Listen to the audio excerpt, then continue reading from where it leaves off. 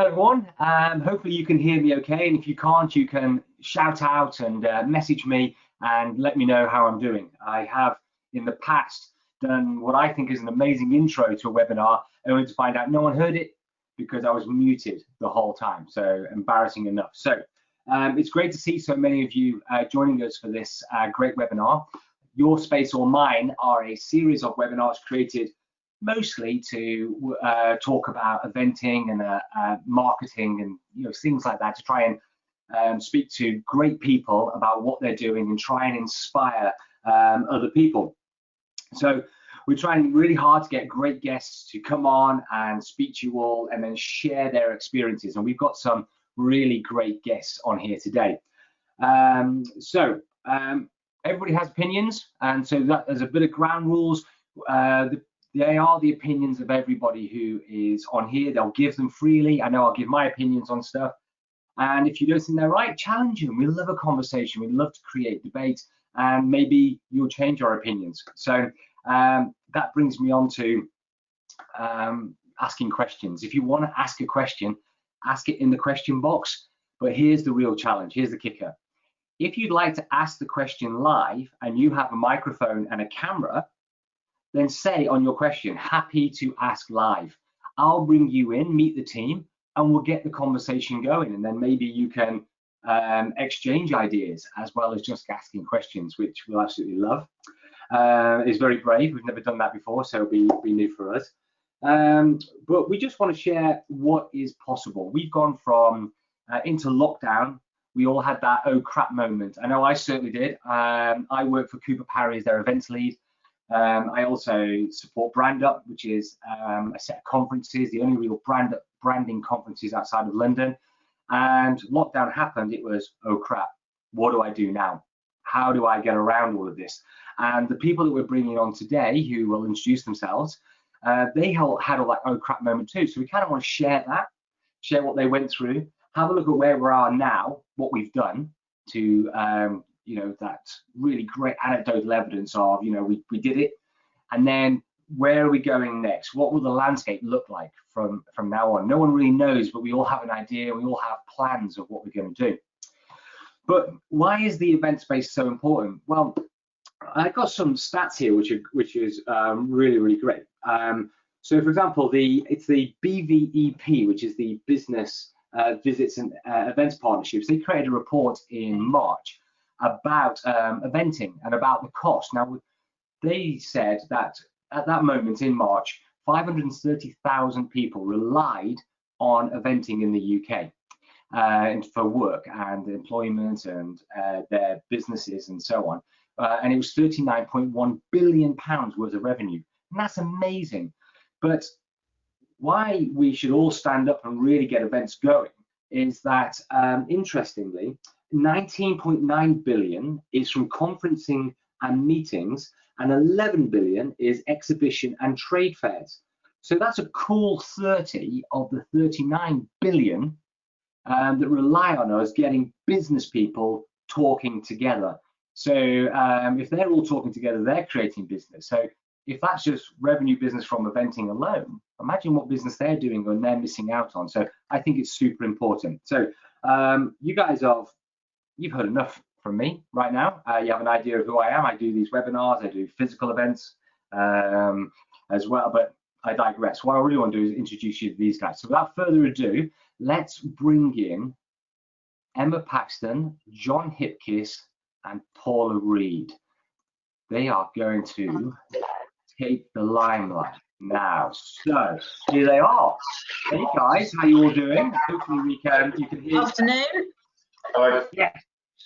Fantastic. You see, this is why we have rehearsal, so we can make magic happen like this for our audience. So they're all briefed up. They know to ask questions as quickly as possible.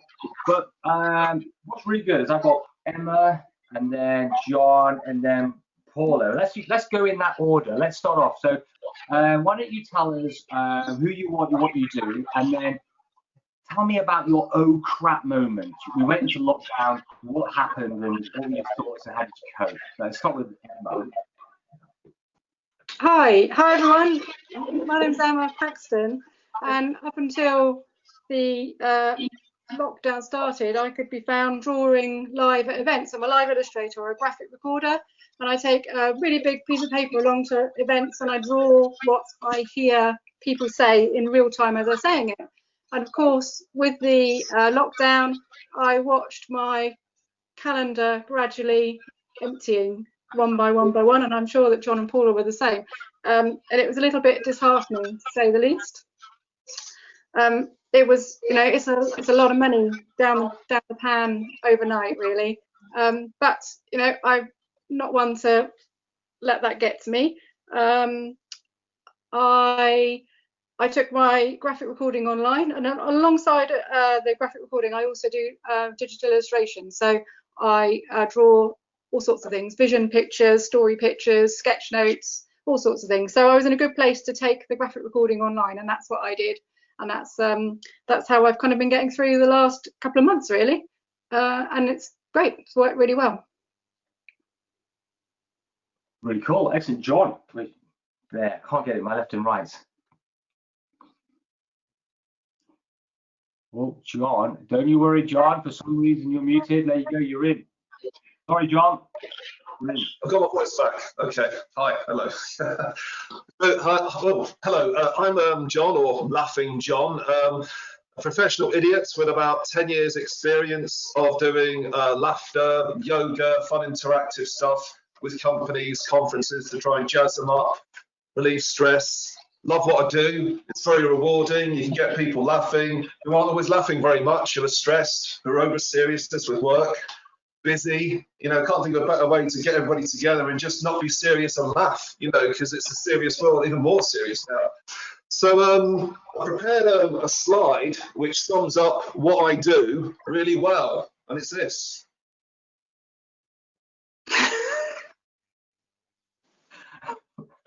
I was more worried than anybody because I didn't have anything prepped. That's a bad joke. So yeah, so you know, yeah. Love what I do. Obviously heartbroken, like Steve said, in March when we're all grounded, that we couldn't play out anymore, literally. So I found it very difficult, if I'm honest. Went into a bit of a black hole, I think, mentally. You know, I'll be honest, at first I thought the whole thing was a load of old, but you know, with our Prime Minister saying wash your hands and sing happy birthday, but then obviously it got far more serious and we had to do this. And in life, you know, stuff happens, we have to adapt. And a bit like Emma, I've gone online with Zoom and Teams and finding it's picking up slowly, but it's going quite well. So that's me. Thanks. Cool. So, can you, Paula? That was an awful joke, John, but I enjoyed it. Thank you. Yes. Good afternoon, everybody. I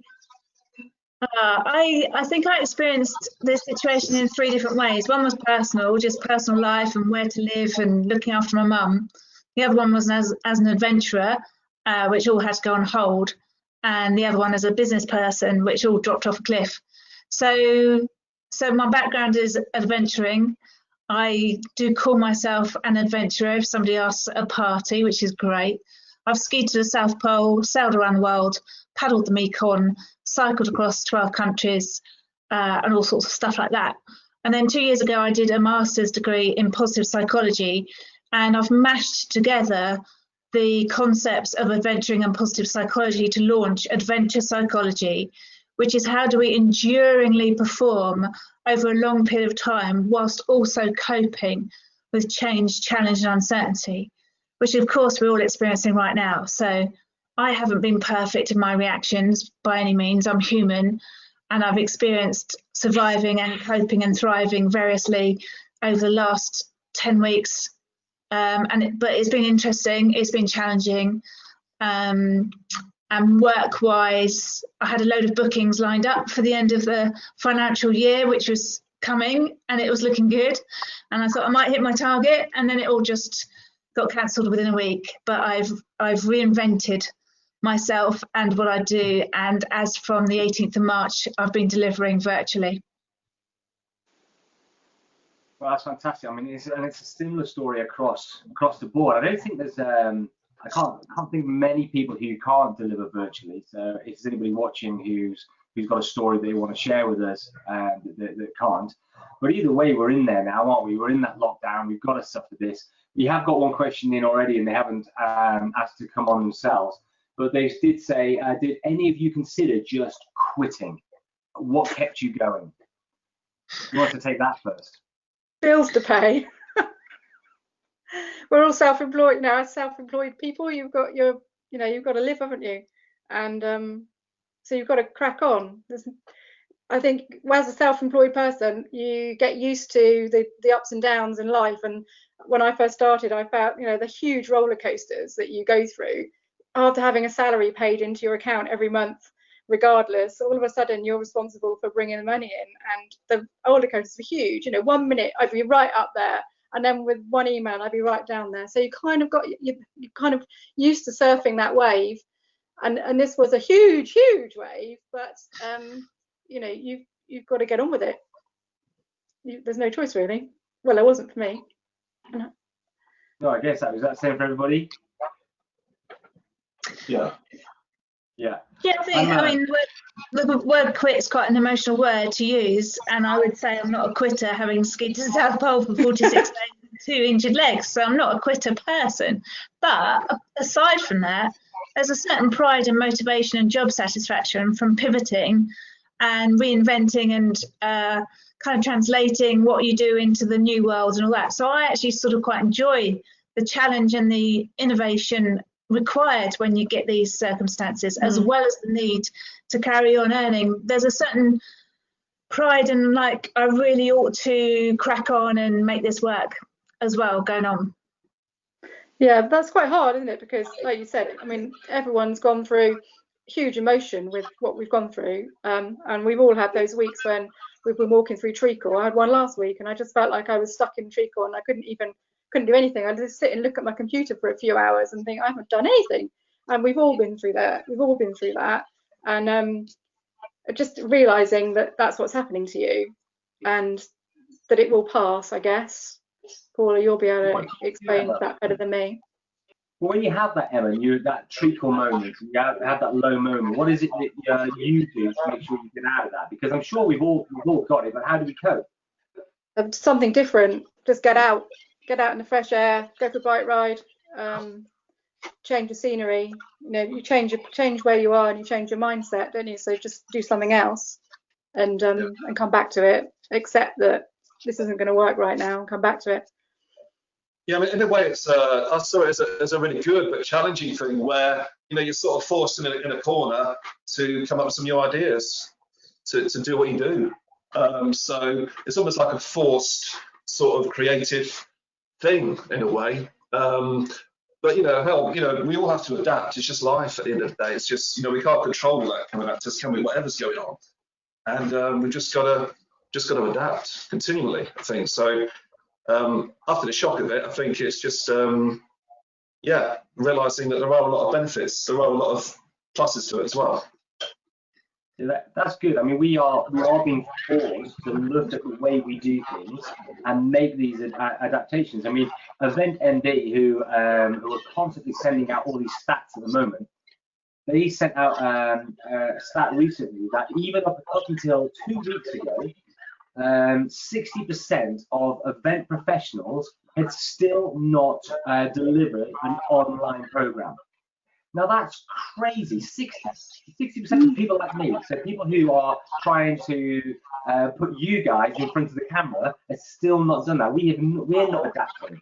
I'd be interested to see what that stat is now, but I think it's to put it in another way. I work with Cooper Parry, and for the past 2 years, myself and the marketing partner have been really trying to push for online events. Everyone's saying no, physical's where it's happening, and that for 2 years we delivered 2 online events, and then 10 weeks of COVID, I've been delivering almost 1 a week, and they all loved it. It's a new way of working. So I guess it'd be brilliant to find out what's something that you've really learned during the lockdown that you think, actually, I'm definitely taking that out when I go the other side. Does anyone want to pick that up? Well, yeah, definitely. I mean, it's, you know, the online sessions is something I wasn't doing before. I don't know about other people, but I wasn't doing them before. So it's another string to your bow. It's another offering, and in many ways, it's cheaper, easier to organise. There's benefits for them. It can be tagged on anywhere, at almost any time. So in that way, it's given, you know, some good ideas and some additional ways we can maybe work. So, but I think other events though and other things can't always be so easily adapted online, depending on what you're doing. Yeah, that's true. So what I'm doing online is a little bit different to how I would work normally, but it still works, and people seem to like it. I haven't done as much of it as I'd like to. I've maybe like John, you know, it's in its infancy. I've had a load of illustration. I drew something I would continue to do is to do a lot more social media, which I didn't necessarily do before. And I drew a poster which went a little bit viral right at the beginning of lockdown. And that kind of was amazing because it brought me in loads of work, and it's still bringing in work now. So I've had a lot of illustration work on the back of that, which meant I haven't had to go after the online graphic recording work, which has been good. But it's like you say, it's another string to the bow, and it's still there when you need it. And I can offer it, which is great. Yeah. How about you, Paula?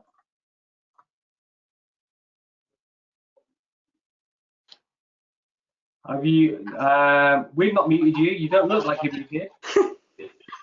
Lynn.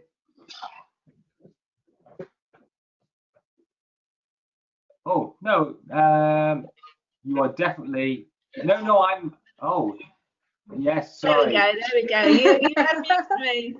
That's okay. I won't take it personally. Right, what's the question? Oh, yeah, so I used to bleed face-to-face. I worked for an event agency called Involve, and it was all about face-to-face engagement. And I believed in the visceral, emotional, tactile experience of a face-to-face event. However, having used Zoom quite extensively, I'm amazed at how intimate and genuine and authentic and connecting it can feel. What's interesting for me is the amount of numbers that an event capacity would be at, at the most effective, because I've taken part in Zoom calls of, say, up to 20, which have felt really kind of, person to person, human to human, real and valid and emotional. But then, when you get into the bigger numbers, you lose that relatedness of a technical platform. And then it's just a sea of faces, or even worse, I delivered a speech recently down the telephone, and there was no interaction or atmosphere or feedback. So it's an interesting one as to the numbers game, as to how that will pan out using technology. Do you think that's different to if you're in a real live event? So if you're in a conference hall and you've got a sea of 500 faces in a lecture theatre, and you've got a light in your eyes, that's different to when you're sat around a room with 20 people, boardroom style, having a workshop thing. Yeah, fair point, Emma. I guess it's more the culture or the atmosphere or the feedback you get, I suppose. But you're right, knowing individuals within a large room is still hard. But yeah, it's just an interesting reflection that, some Zooms have felt really, really intimate and genuine and emotional and draining. The amount of connection that can go on face to face through a screen has been incredible. And I think, do you think that's helped when the people know each other? Well, I've rocked up as a stranger, and maybe I'm quite good at just immediately working out who people are just from a visual. Yeah. But I've found it relatively quick to know somebody, perhaps from the first sentence they say, or just the look of them. And of course, when you see their background as well, you get this lovely sort of insight into somebody's personal life, don't you, as well? Yeah. I particularly like the webinars when you get to look at people's noses and you get to check out their light fittings. I like to say, a lot of up nose and light fitting stuff. Hairstyles. I think I think you're absolutely right with the intimacy thing. I think with physical events, you're right, Emma. If you've got a 200, 300, 400 people in the room, bright lights in your face, but afterwards you have that opportunity, don't you? You very rarely go to an event, do your scripting bit, and then finish. You have that chance afterwards where people are clambering over themselves to ask you another question that they didn't have the courage maybe to put their hand up. And also, I kind of love the people meeting people. Like-minded people getting drawn into those physical events. They can be missed on the virtual events as well. I mean, the great thing is we may not be able to get an international speaker virtually, but may not be able to get them physically because of location. But yeah, you're right. I've got one more question. I think that this might be our last one, if you like, about we're in lockdown, what we're doing.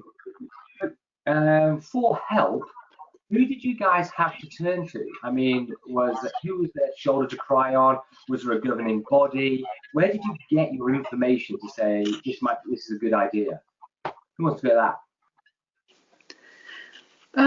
I will. So I've got a really lovely network of fellow visual practitioners in the UK. We support each other massively.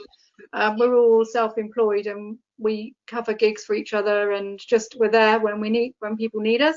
There's also a brilliant Facebook group, which is an international group, and we have a supporting body, I suppose, a membership organisation called the International Forum of Visual Practitioners, and they were great. So the minute this happened, they were putting on Zoom calls on how to use Zoom to start with, and then it's gone gradually on and on about help supporting people with various technical stuff that they need to know, and how to facilitate groups, all sorts of things, which has been fantastic. And yeah, that Facebook group is amazing.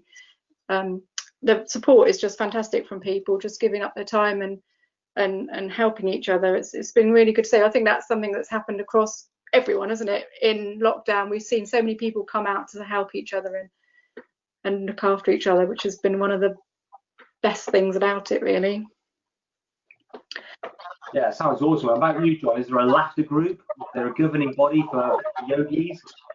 Not really. For me, I've got some friends who are comedians, and they lost all their work. They were meant to be going to the Fringe, in Edinburgh, so they've lost a whole load of work.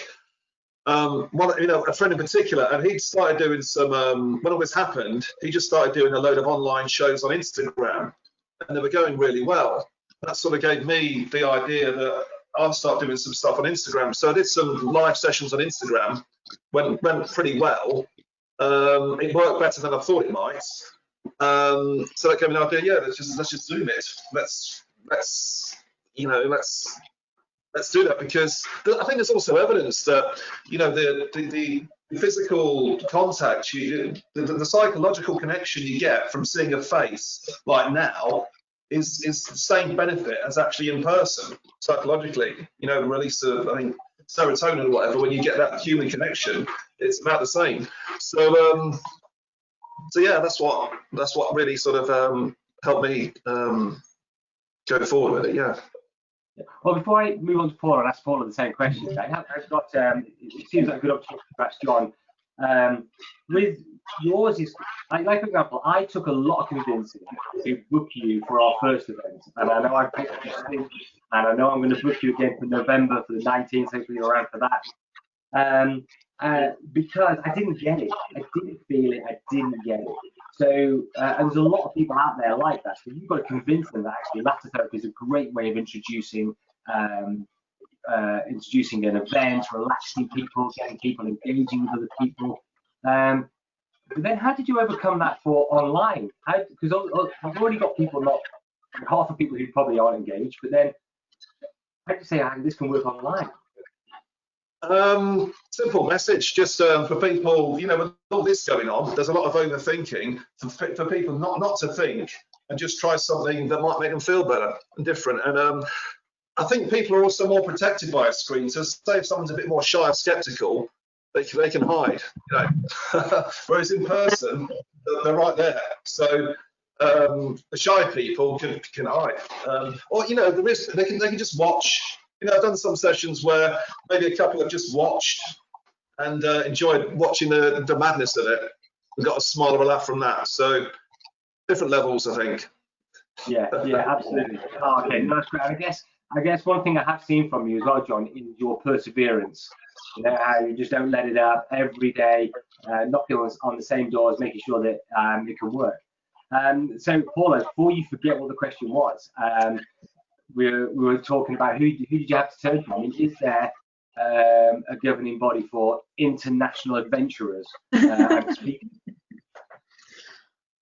I think that, yeah, it'd be interesting to know what that would look like. It would be a bit random, I should think. Adventurers are notoriously famous for exploring terra incognita and to venture off into the unknown. So most of my sort of inspiration was from my own drive to go seek and explore and go boldly go and all that. So typical adventuring, really. You know, there's groups of people that I know and love. There's all my cohort from the positive psychology course who are brilliant in naturally psychology and positive interventions. So there's that lot.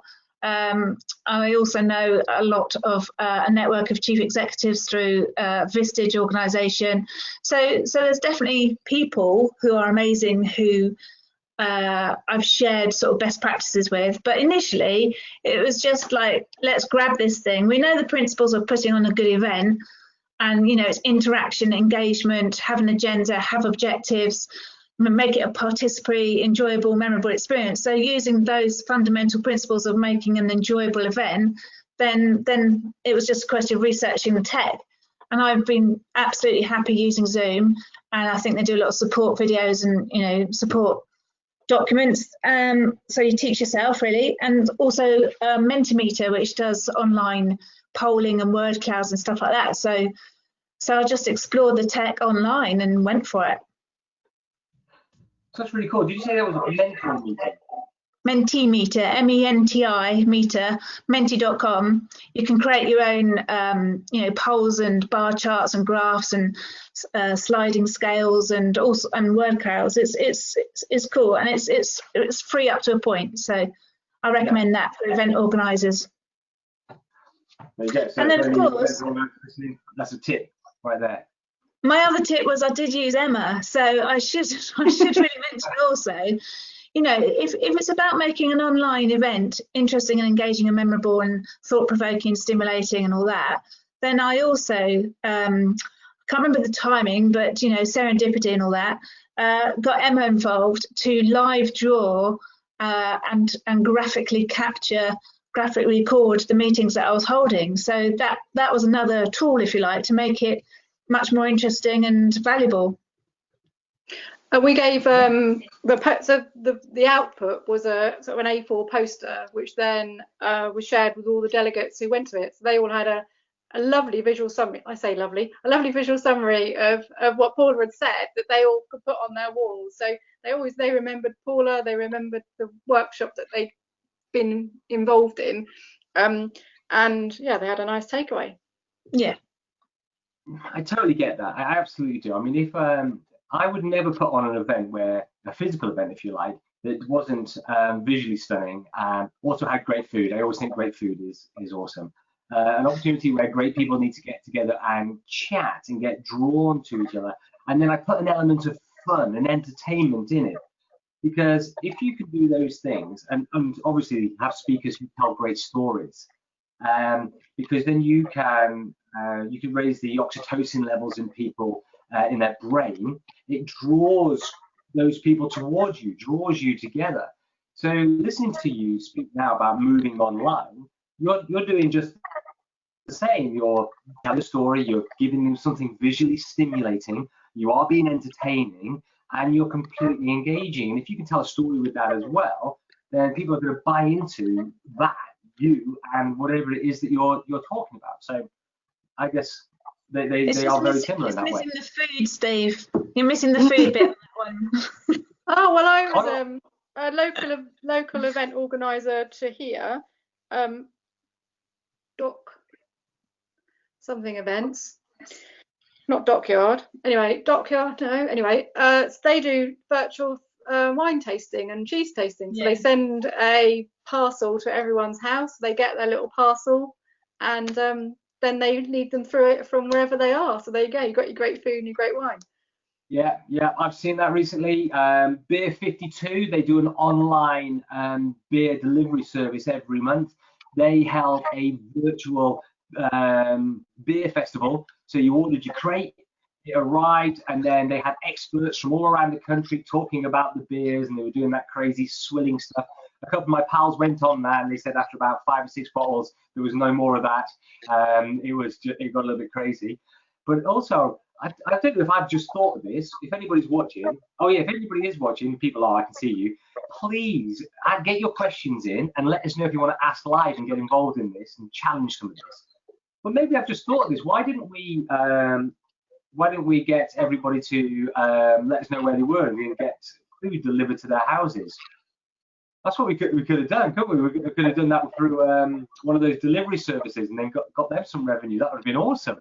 Yeah. Anyway. But maybe that's a thing for the future. So another day, yeah, maybe next local event. Right, okay. Now so my next question is then, what is something or two, maybe 1, 2, 3, I don't care, things that you now do because of lockdown? You kind of been forced into it, and you're definitely going to take it out of lockdown. So as soon as they go, yeah, everyone's free to mingle, I'm still going to do this. So, John, you were about to say something. What do you think, John? Well, new ideas. To continue to offer the online sessions, to new ideas. I'm trying to still come up with some at the moment. I still think we can get more out of this really as things develop, because the social distancing is under review, isn't it? And that's probably going to change, and that could affect things where we can do maybe certain events. If it is lowered to a metre, like in other parts of Europe or whatever, that could give us more opportunity, definitely, to do more. So I think it's a case of continuing to adapt and think on our feet and let the passion keep us going, really. I think you're right. I mean, they're talking about groups of 6 people meeting up, aren't they? It'd been the first year. I don't know when they're going to let that happen. But straight away, that's small group conferencing, small group eventing. I don't know if that's the thing yet. Maybe we've just created it. That could be something. What about you, Emma? Have you got something that you've done since going into lockdown, which you're definitely going to take out? Yeah, well, I will definitely continue to offer the remote graphic recording. I'm just trying to work out at the moment a way to actually draw maybe on the wall and film that. So rather than doing it just digitally, which I do at the moment, and when I'm doing that, we do have, so the iPad is linked to Zoom, and instead of my little face, you see the iPad on instead of my little face, so you can watch it at the same time as listen. But I'd really love to be able to do it up on a big wall. My pens are all jigging around in their bag and going, let me out. So it would be really nice to let them out and have it go on the wall. But that's another whole technological thing to get my head around. Yeah. Well, I know if we were at Cooper Parry now, what I would do is I'd have the speakers speaking and you would see them speaking, so you'd be able to graphic it, and then I would have a live stream from you projected onto one of our walls. Yeah. Yes. Okay. That's how we'll do it next time. Yeah. Okay. And then you don't even have to come up. Yeah, no problem at all. How about you, Paula? I first just want to pick up on my favourite subject because of what John said. It's not social distancing, it's physical distancing. Please, can we all stop saying social distancing? Okay, I'm sold. Physical distancing. Let's do it. Okay. So. Just from the positive psychology point of view in NLP, we are programming ourselves with those 2 words, and together they are wrong. It's the social aspect that's really supporting us all to stay positive and to give us that amazing support and compassion. So every time we say social distancing, it's programming us wrong. So please, # physical distance, social connect. Right, sorry, John. What I'm going to take out, I love the fact we have really embraced this situation and been so inventive and innovative, and I believe in that anyway. But this has really forced it, and I'm, that joy of invention and innovation using tech, I am going to embrace big time and take forward. I also quite like the lack of travel. So I obviously like traveling, but the commute type travel does get a bit dull, and obviously it doesn't do the world much good either. So there is the lovely element of not, contributing to the fumes of the world. But then obviously it's quite nice to get out of the house, isn't it? I feel quite trapped, and the lack of freedom to move is part of it, but not traveling quite so often to Birmingham and Coventry and the Midlands and all that, and just the embracing of tech. I'm really enjoying it, and I feel like a millennial now. I'm picking up on so many things. I don't even know where to start. I love the idea of making the world a better place by the things that we've learned. So by traveling less, of course, and be seen more, by using tech to be seen more, to get our message out there even more, and to stop ruining the planet. It's one thing for sure I'm not going to do is I'm not going to sit in traffic for 2 hours a day when the offices reopen in July. I'm definitely going to keep, even though I am a people person, I need to meet people. I'm definitely going to give it down to two times a week. And I'm definitely going to embrace tech like your good self. So one big question is, should we go back to physical events? Should we do it? Yes. Okay, so what are the benefits then? So what, if you're going to say yes, we are, Emma, what are we should definitely do that because we all like people. I think that there'll be, I think there were events for the sake of events a little bit, and I think that will change. I think that people will think a bit harder about what they're doing and why they're doing it, and I think a lot of stuff will probably stay online, and I hope it does. For what Paula was saying, that people to get. I know someone who was working in Australia, and he'd fly to Australia to deliver some talks, and it just seemed mad to me that he was doing that, and he would go and come straight back again. It wasn't even as if he was having 2 months holiday. He would go and come back, and I just find that mad when he's now delivering online, which is so simple and so obvious. And I think there'll be more of that kind of thing. I hope that that's what will happen. I hope that we'll do more online, and people will accept that you don't have to travel to Australia to deliver a speech, and that it is acceptable to do it online. And I think that's what I hope for. But I do think there is a place for live events. I worked in the events industry before I did this, and I did it for 20 odd years and organised blinking hundreds of the things. And so my heart is in live events as well as yours, and I think it's got to continue. I remember when the internet came along and everyone said, oh my God, events are going to go, there's going to be no trade shows or anything. But look at trade shows now, they're stronger than ever, because people want to go and they want to talk to people face to face. They want to meet people. They want to see the whites of your eyes, and they want to, they want to ask questions in real life. And I think that'll continue. That's it. I mean, it's that 11. Oh, I said before, it's an £11 billion industry is exhibition and trade fairs. But I also think people will think twice before going. Think a little bit harder before attending things as well, because people have got used to being at home. They've got used to the easy life, and they're like, do I really need to go to London for an event today? Nah, I don't. So I think that people will think harder, and I think we'll have to think more innovatively about events to get people to come to them. I'd like to think that we would stop, like you said, taking a trip to Australia for a series of meetings, or taking a trip into London for maybe 2 or 3 meetings. I'd like to think that they would be done on Teams, on Zoom, on something else like that. But then you would make the effort to go to a real event that's been organised because you can be engaged. I'm hoping that would happen. But what do you think, Paul? I'll come to you next. Yeah, I guess I'm the same. I think I'm really hoping that what comes out of this is the perfect blend, where we cut down on commuting because it's boring, we cut down on long distance travelling if it's not necessary, we grabbed the whole innovation place with the technology and the virtual attendance of events, but better than we have been, because before it was just one poor person sitting on a laptop on a chair when they couldn't physically attend, and you kind of forgot they were there. So there's got to be a better way to integrate real live face-to-face people with virtual attendance. So that needs working out a bit more. So there's more of an equal balance between physically and virtually attending people. And hopefully all the unnecessary face-to-face ones will be cut out. I think a lot of training will go more online rather than face-to-face.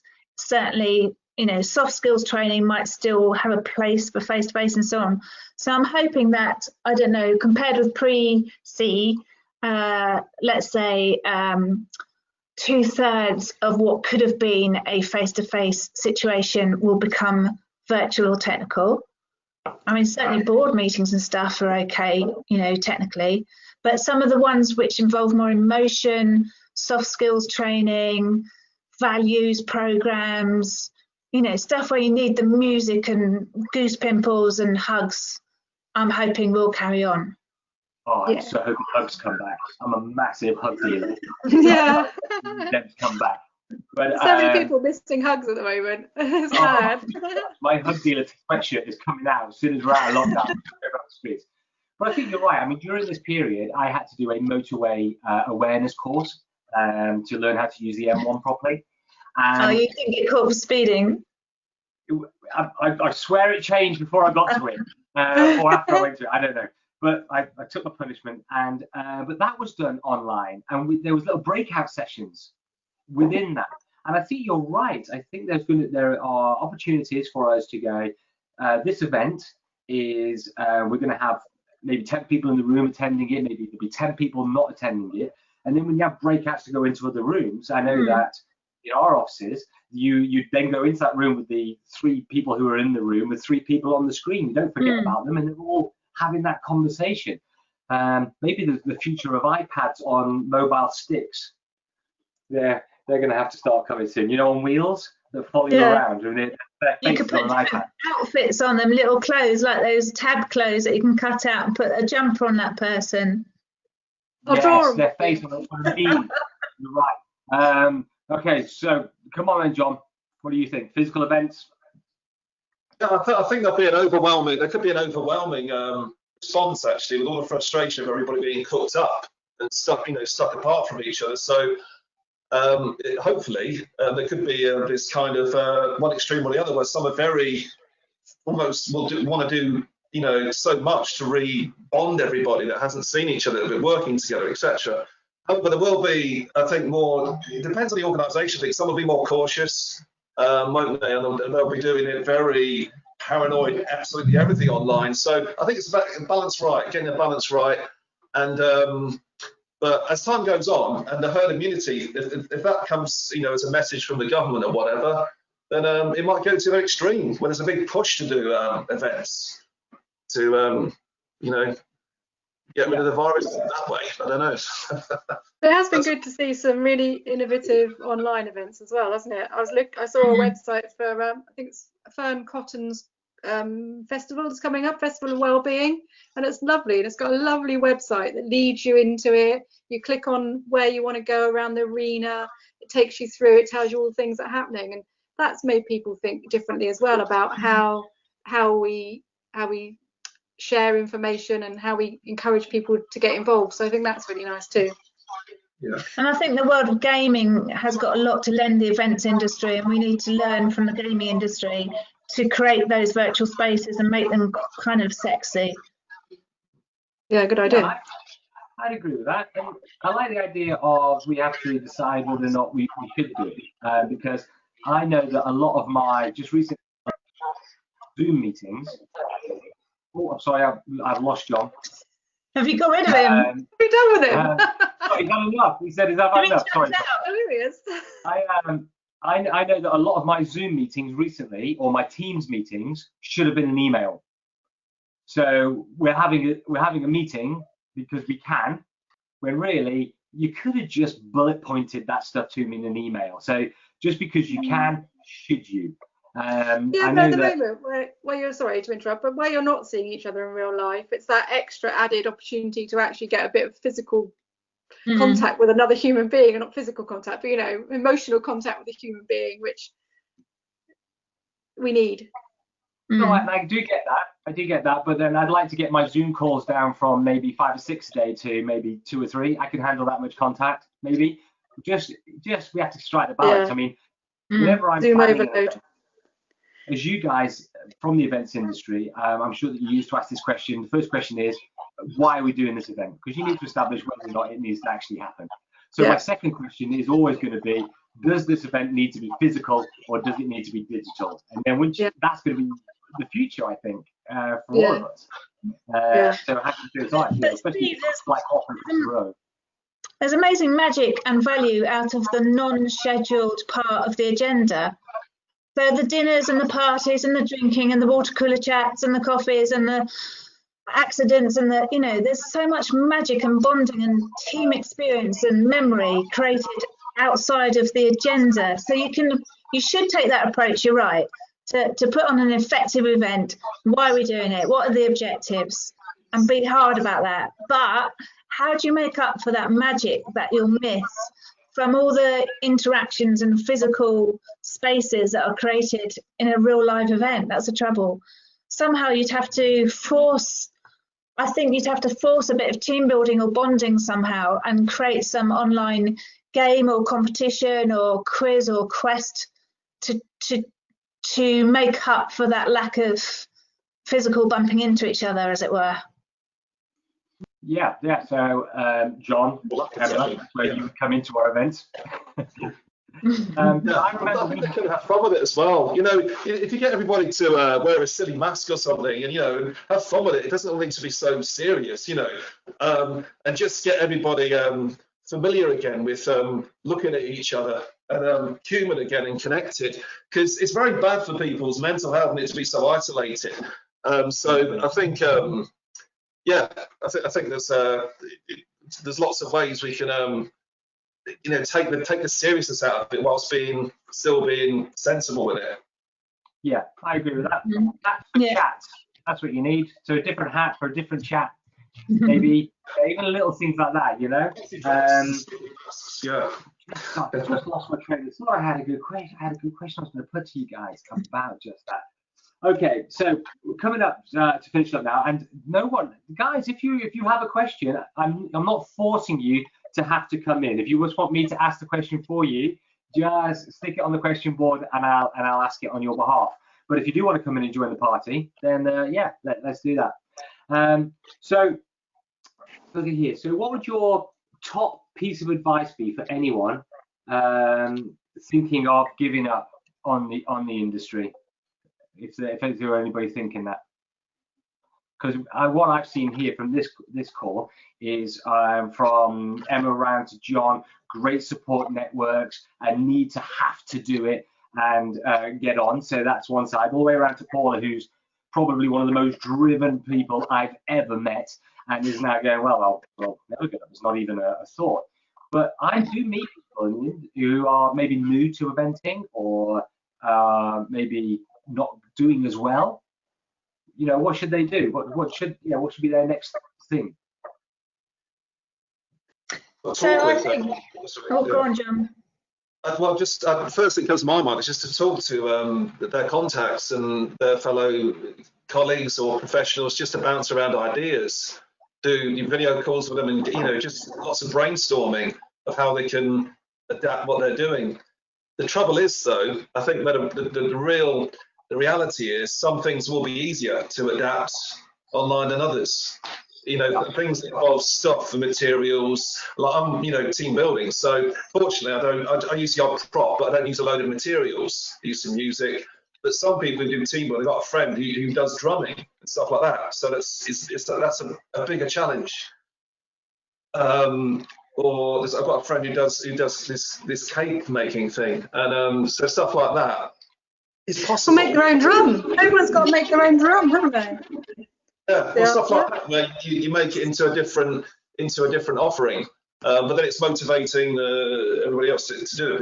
But yeah. Emma, I thought you said make your own rum, because as an ex-sailor, I was there. Good. I was signed up for that event. Me too. Let's do it.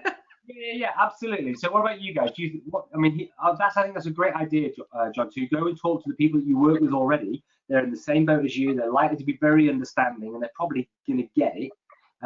So they may be able to help you, which is good, and motivate you. So is there anything else that we could do for people who might be waning and wanting to go, do you know what, I'm going to go back to plumbing? So I was going to say that it's a great industry to be in, isn't it?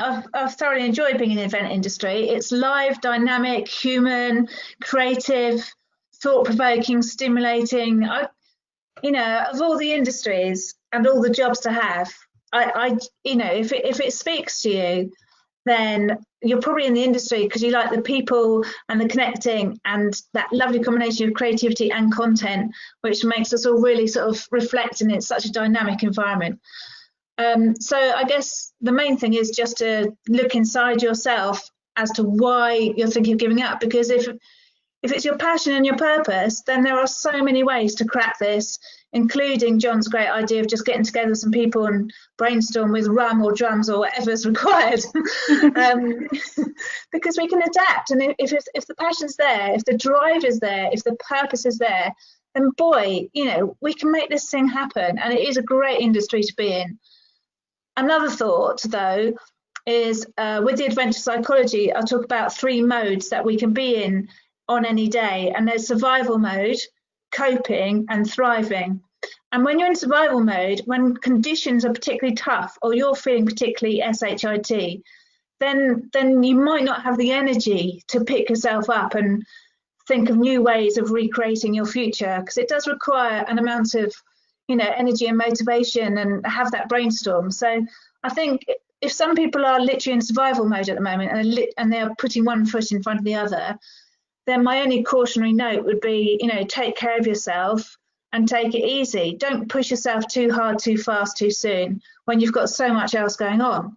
So if you're knackered or anxious or stressed, quite rightly in this current situation, and you recognise that you're just in survival mode and you're just putting one foot in front of the other, then don't worry about the future and reinventing it and all that. Just absolutely look after yourself and do the next best thing that you can. However, if you're coping or thriving, then get the rum out and the drums and start brainstorming. Yeah. Sound advice. Yeah. Well, that's I really love that as well. Because I feel quite excited about my last question, because I know we're going to wrap up soon. But what I've taken from this, from all of you, is that after our oh shit moment and our maybe a little bit of coping and then some adjustment, and as we started to come out there, I think everything's looking optimistic, and as soon as we come out of lockdown, it's not going to solve all our problems. Of course it's not. We're going to have a few more hurdles to overcome. Of course we are. But if we all agree that actually the future could be really rosy, what can we tell everybody? What should we say? What would be our final message to anybody watching about it being really optimistic? What's your final thought? Who'd like to give that a go?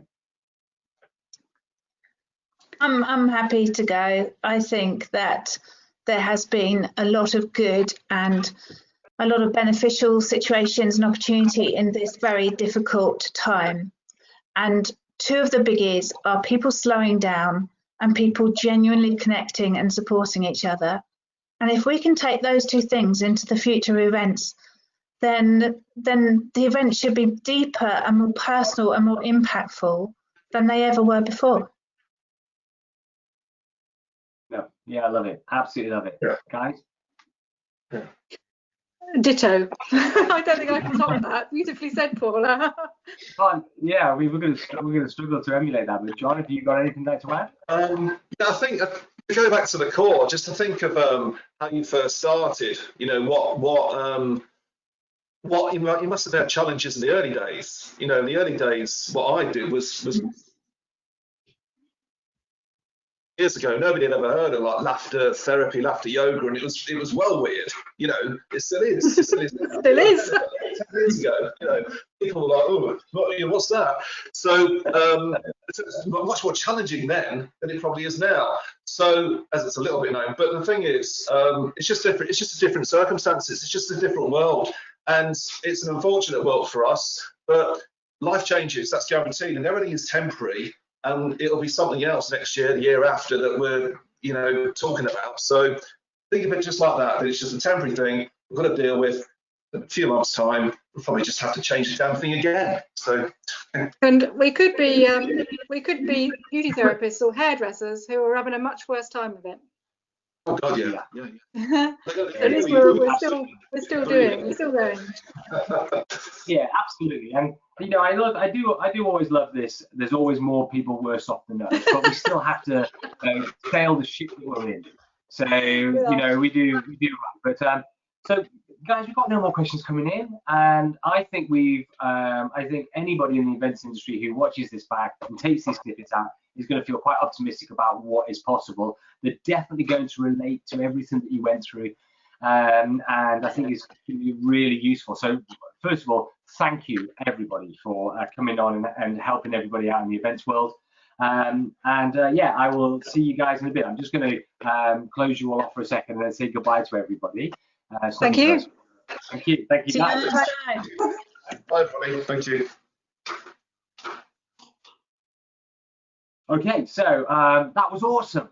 So awesome. I mean, those three are amazing at what they do. They're amazing for the industry, and obviously I've been very lucky to get them all in one place at once. So I'm hoping that you're going to take something great away from that. This will be played back again on my YouTube channel via my website, so you'll be able to watch it back and share it with people if you found it really useful. I just want to tell you one more thing. We have Suzanne Sutherland, who dresses people for a living, which I think is really important, because how we look has a direct relationship to how we feel. And now we've gone from physical events to online events. What are we wearing? You know, for all you know, I just might have a pair of shorts on underneath here, you know, or maybe this shirt wasn't appropriate for what I'm trying to do. Do I need to power it up? Do I need to be more dynamic? Because you only get one chance to make a first good impression. So on the 2nd of July, I'm meeting Suzanne Sutherland. We're going to be doing a webinar, so watch this space for the updates on that. And again, so thank you very much, everybody who attended. I hope you liked it. We're getting some good comments in already, and I love it. Thank you very much, everyone, and see you next time. Contact me if you need any more information. Bye now.